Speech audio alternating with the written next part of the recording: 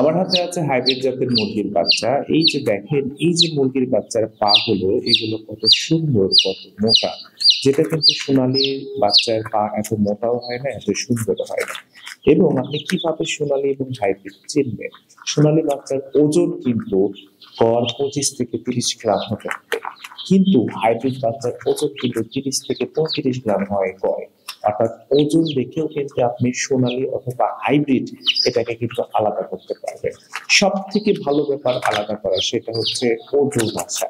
সোনালী বাচ্চা কিন্তু 1 কেজি ওজন আসতে সময় লাগবে 70 থেকে 75 দিনের মতো, কিন্তু হাইব্রিড বাচ্চার ওজন আসতে সময় লাগে 50 থেকে 52 দিন। অর্থাৎ 50 থেকে 52 দিনের মধ্যে হাইব্রিড বাচ্চা 1 কেজি ওজন আসে।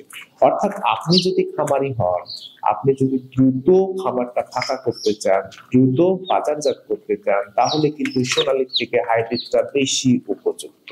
আর যদি আপনি মনে না করেন আপনি এই মুহূর্তে মুরগির বাচ্চা উঠাবেন কিন্তু ঈদের আগে বিক্রি করবেন না, আপনি ঈদের পরে বিক্রি করবেন, সেক্ষেত্রে কিন্তু আপনি সোনালী বাচ্চাটা চয়েস করতে পারেন। আমরা বগুড়া পোল্ট্রি অ্যান্ড হ্যাচারির পক্ষ থেকে খামারিদের ক্ষেত্রে সর্বদাই কিন্তু এই গ্রেড মানের বাচ্চা সরবরাহ করে আসছি। আমার হাতে যেটা দেখতে পাচ্ছি এটা হচ্ছে হাইব্রিড জাতের মুরগির বাচ্চা, এবং এই হাইব্রিড জাতের মুরগির বাচ্চার গ্রেডও কিন্তু এই গ্রেড। এবং আপনি চাইলে কিন্তু স্ক্রিনে দেওয়া নাম্বারে যোগাযোগ করে আমাদের কাছ থেকে এই গ্রেড মানের বাচ্চাগুলো সংগ্রহ করতে পারেন।